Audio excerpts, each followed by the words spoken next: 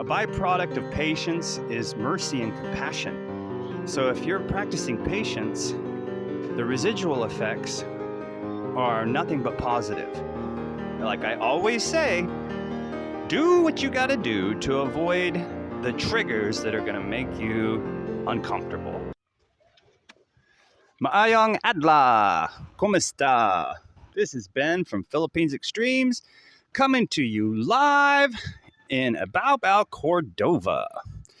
So this video is going to be about my time in the Philippines in the last 8 months. So my impressions of life in the Philippines after 8 months of living. Hey, how are you? So a lot of people ask me, they say, why is your YouTube channel called Philippines Extremes? Now, they'll say, you know, you don't really do extreme things. You don't really do, you know, a lot of travel, or, you know, they expect me to be like traveling and cliff diving and cave explorations and things like that. But I don't do those things. The theme of my channel is to live like a local. So what's extreme about that? Well, I can tell you. Hi. Hello. Woo, traffic. So what's extreme about that? Well, comparatively to other expats, it is not something that most people do. And I'm not here to be criticizing anyone about their approach to how they live here when you're a foreigner. For a lot of people, like I always say, do what you got to do to avoid the triggers that are going to make you uncomfortable. So if, you know, living amongst the roosters and the goats and the chickens and the turkeys is going to irritate you, and the dogs, forgot the dogs. The dogs could potentially be an irritant with their howling and their barking and their running around, then by all means, move into a subdivision where all of that kind of environmental stuff is more controlled. But if you live like we do, which is, you know, in the heart of it all, you're going to experience all of that. So that's why my channel is called Philippines Extremes, is because I live submersed in the heart of the Filipino culture. And the Filipino culture is phenomenal. It's beautiful. People are very friendly. People are always agreeable. And it may take them some time, especially when you kind of move into their neighborhood. It may take them some time to adapt to your presence. But once they get used to you, the more apprehensive ones, all of that is kind of shed, and they come at you with open arms. And you'll hear my friend, and greetings such as that constantly. So back to my experience in 8 months. You have to keep in mind that it's kind of like I'm repeating things, because I've lived here longer in the past than 8 months. So to me, I'm still kind of fresh on this trip.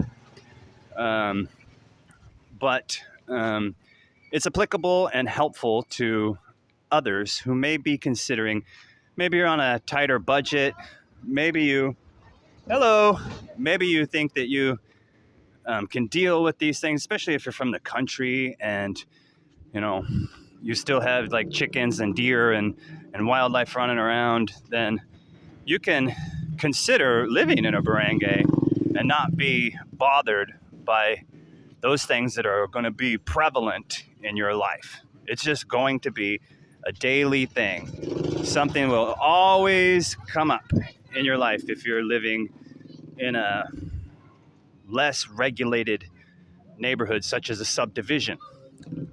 So,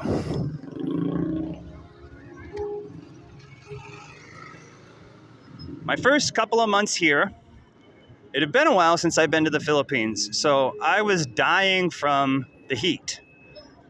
I don't have air conditioning, and that was a big thing to adapt to. But over time, I did eventually adapt to it.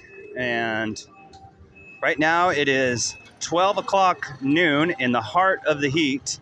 And I'm walking around and I'm sweating a little, but I'm not dying from it. You know what I'm saying? So you do adapt to it over time. So the first couple of months, were pretty hot and pretty muggy and difficult to deal with. And of course, I wasn't doing a lot of exercising back then when I first came here, so I was kind of out of shape more, and it took me time to get in a little bit better shape. So I came this way because it'd been a long time since I've been down this way, and I realized this is kind of a dead end, so I'm probably gonna have to switch up and turn around. Yeah, this is the dead end way. But so that was my first 2 months, and since then, had a lot of big changes and a lot of new things that have occurred in my life. Hello, how are you? So if you follow my channel, then you know that my wife is pregnant, and we're going to be having a baby, and she'll be due in late December, early January. So that's exciting. We found that out a few months back, and it's been big news and kind of changed my direction a little bit as to how I was going to be approaching my transition to the Philippines, because initially I just planned to stay here for 6 months, go back, work, and then come back and buy some property. But now I've decided to stay throughout the duration of her pregnancy and hope that I can use my wits to never have to go back at all. So I'm doing some things with the stock market and other things like that to try to generate some income from the outside sources and see how that goes. But so that was the first 2 months, and then from there, doing all the immigration. Once you get your 6-month visa, then that's when you really hit your stride.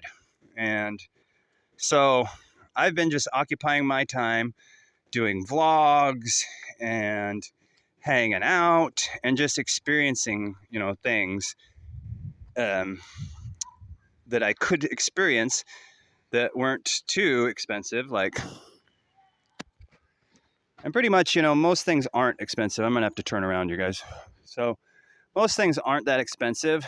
Like, we went to Dumaguete and we stayed several days there, and it didn't cost us very much to do the travel, and the hotel was affordable, and you can branch out a little bit and it won't break your bank. So that's the beauty of it. But that's not what we're here for. We're here to just settle in and experience life, like I said, like the locals. And believe me, we do live like the locals. We buy the local food. We buy all the local products. We don't have a membership to the SNR, which is like the Costco of the Philippines. We don't fixate on needing American products. Now, again, no criticism coming from me at all.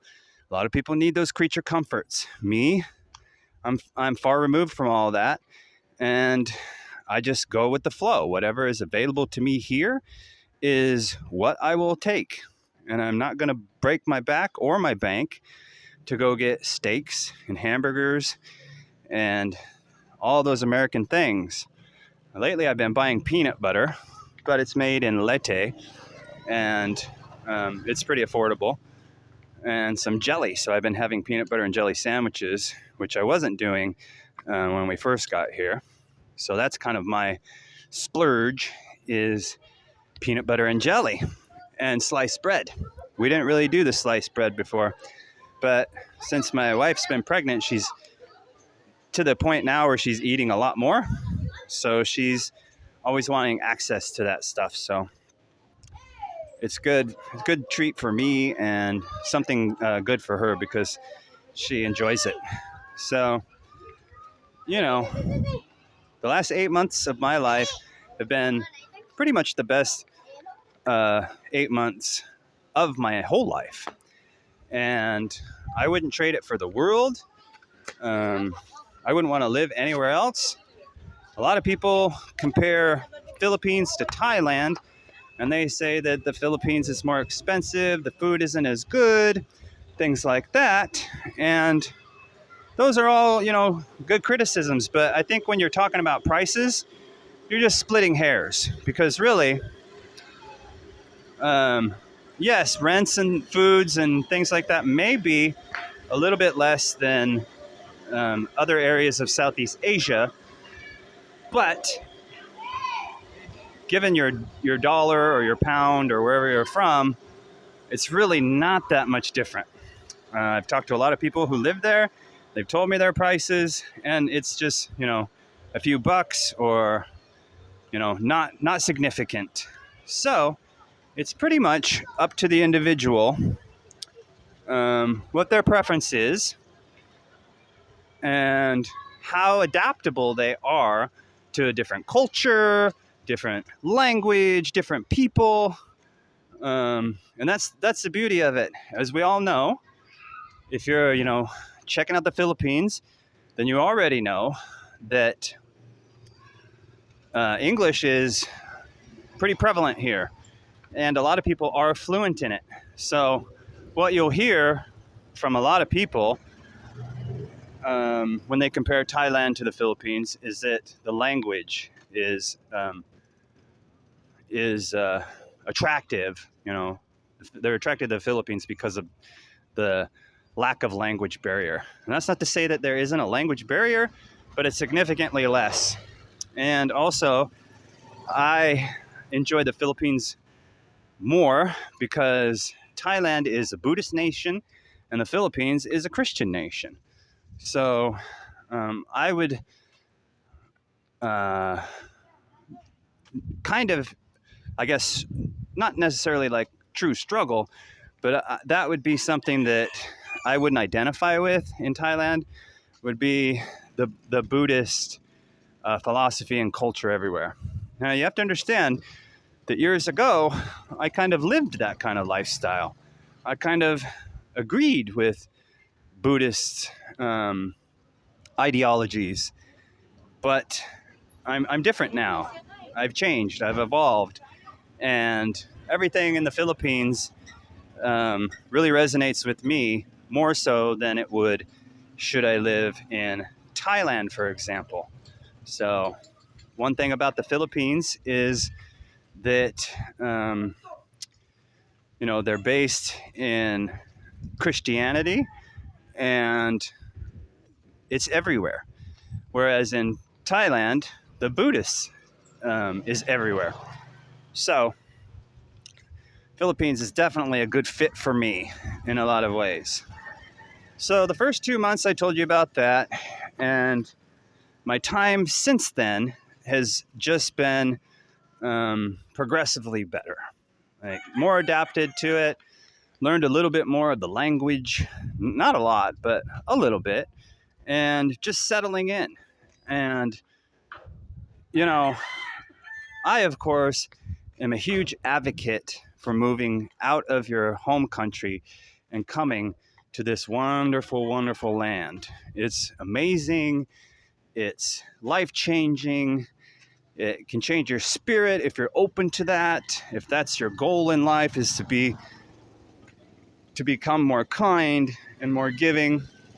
I always say that a byproduct of patience is mercy and compassion.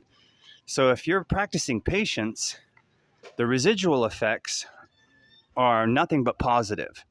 So I highly recommend people turn the lens upon themselves and they do their best to evolve, to be kind, to be loving, to be generous, to drop the judgment, and to adapt to the differences, because there are going to be differences. And as you know, if you listen to a lot of vloggers, the major differences are going to be the environment you live in, the practices of the Filipino people, the noise levels and the smells. All of those things can get on people's nerves, and it can be a reason why they begin to not like it here. So do your due diligence, make your best effort to put yourself in a place where you avoid the pitfalls and the triggers that might really bother you, and you'll find that you'll be more successful and you'll enjoy your time more. So that's a highly recommended approach. After 8 months of living here, it's just getting better and better for me. All the baggage from the States that bogs you down that you don't really realize has now been lifted. And just the notion of ever having to go back is the alarming thing to me. I wouldn't want to have to go back. So the Philippines is my home. As long as they welcome me and I keep in their good graces, then I should have no problems, and I will live here for the rest of my life. And I suggest that you guys who are on the fence and thinking about coming here but aren't sure, come and explore, do a little kind of short stint if you're uncertain, and make sure that this is something that you would like. Don't just dive right in unless you're really adaptable. If you're super duper adaptable, then I suggest going for it. But if you think that, there might be issues, and definitely dip your toes in, stay a little while, check out different areas up in Luzon and down here in Cebu and many other places to check out and see, what your opinion is. That's the best way to go about it.